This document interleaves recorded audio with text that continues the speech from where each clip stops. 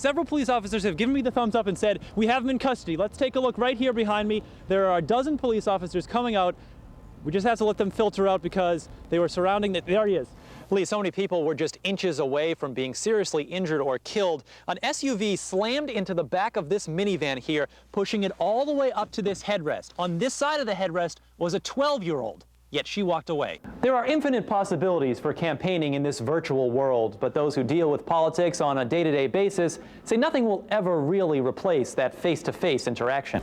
Easttown business owners are working with Silent Observer to double the reward for tips leading to the arrests of these muggers. Juliet, millions of people drive through fast food restaurants and banks rather than just getting out of their cars and walking in, and that does waste gas, and one man is sick of it.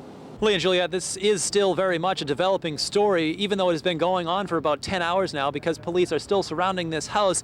And about 2 minutes ago, we heard between 10 and 20 canisters of tear gas being fired through the windows of this house that has 4 apartments in it. Juliet, last September, a woman put money into the night deposit box here at Huntington Bank. The bank said they never got it. She was labeled a liar and a thief, but they were all wrong. As part of her receptionist job here at Panopolis Salon in Grand Rapids, Lisa Hansen would routinely deposit the day's receipts at the bank. In the middle of the afternoon on September 3rd of last year, she did just that.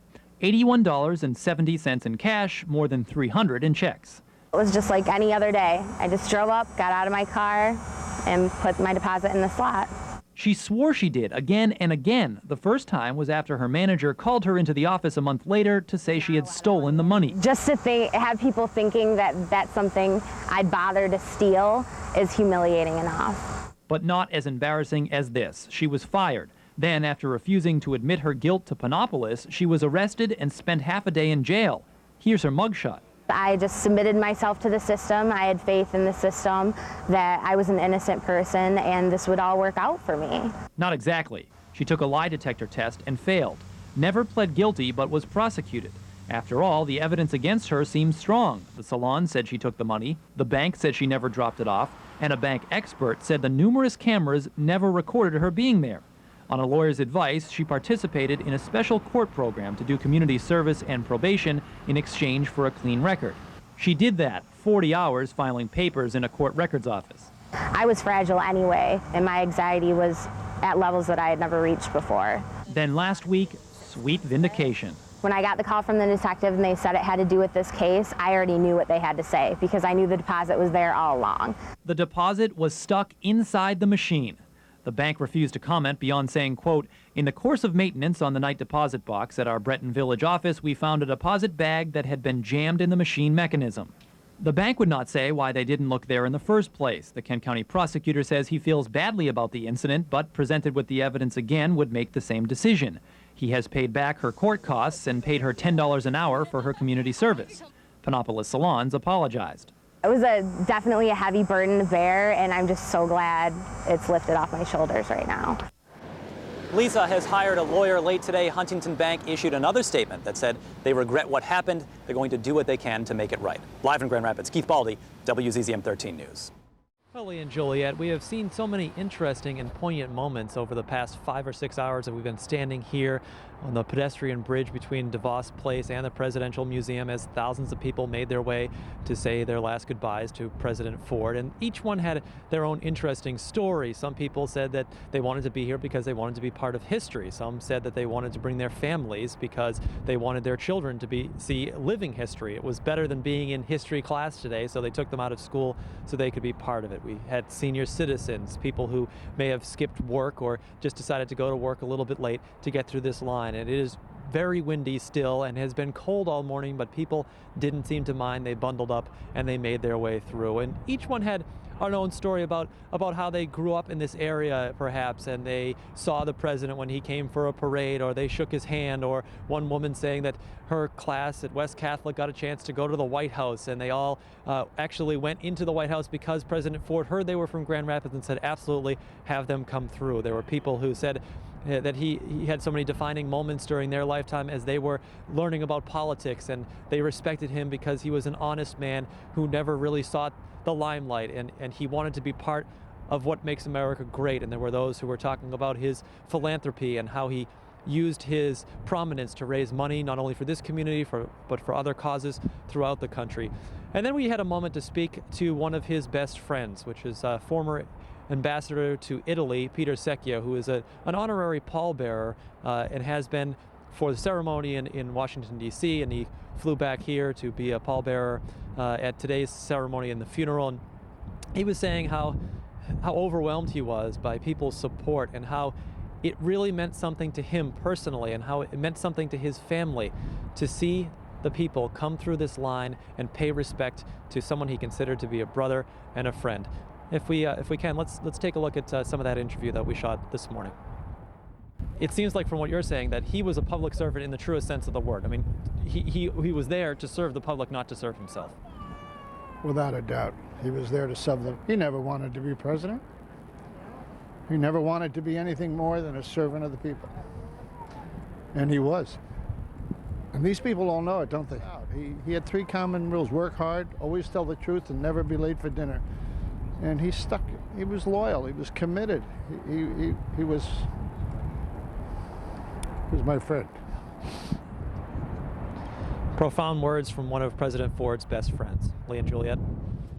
Lee and Juliet, the deer is still wandering around in the woods a few hundred yards from here, but the people who are trying to catch it say time is running out.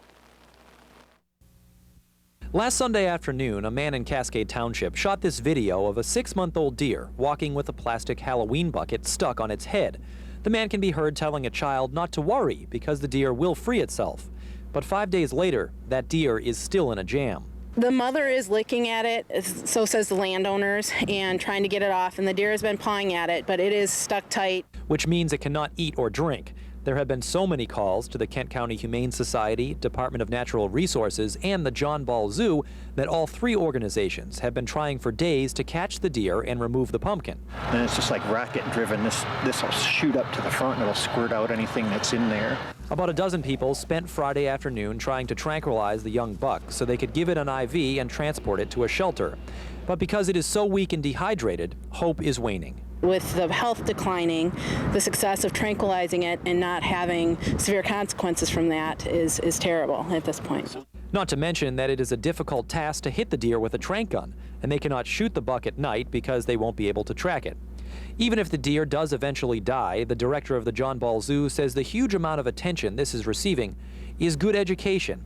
It will teach people to avoid leaving trash or toys where animals can get at them. If it's not fishing line on waterfowl, it's a bucket on a deer's head, and that's the challenge that we have right now, is to kind of inform people to be careful with wildlife.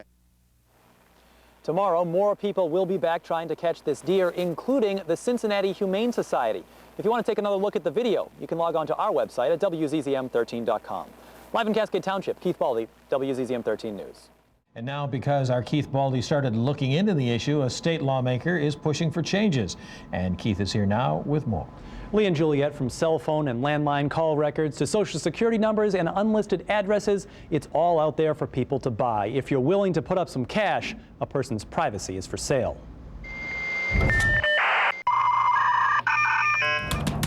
When web surfers want to get information about someone fast, it's common to just Google it. Dozens, if not hundreds of sites usually pop up and the search is on.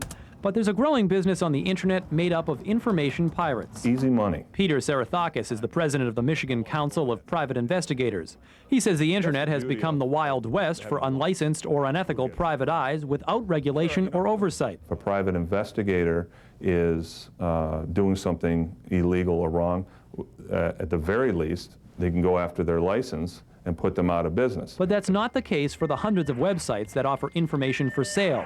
Dozens now advertise cell phone and landline call records. For around $100, their, quote, investigators will provide you with a list of the last 100 calls made from a number. And it works. I tried it for someone I call all the time, my father. A complete list of calls with the dates they were made was emailed to me. That information shouldn't be made available to anyone, and I think, once again, it's a gross invasion of one's personal privacy. WZZM 13 News tried to get State Representative Michael Sack's cell records, but the sites we used could not access them because Verizon Wireless has a passcode on the account.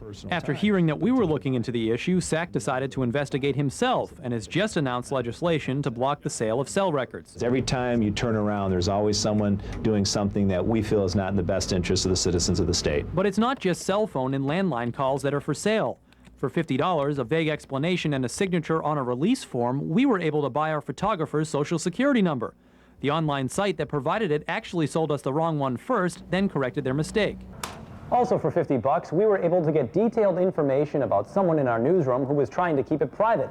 Things like an unlisted address, phone number, as well as past associates and family members, all accessed instantly by going to the website usa-people-search. All of this is something Peter Sarathakis says an honest private eye would not do without good reason. If you call my office and you ask me to find somebody, you're going to have a whole bunch of questions you have to answer long before I'll even begin to think about helping you. And it's not clear why a person would want some of the information advertised or what they would do with it.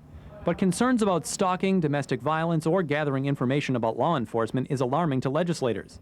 At the site abaca.com, people can pay to find the source of an email, who owns a certain license plate, cell phone numbers, even the latitude and longitude of where a cell phone is used or may be used at a future date and time. All of this, thrown in the lap of Representative Michael Sack, got him thinking about his legislation. And maybe we have to broaden the scope on this. You know, when we live in a technologically advanced society, there are scammers out there and people want to cause conflict to the individual person.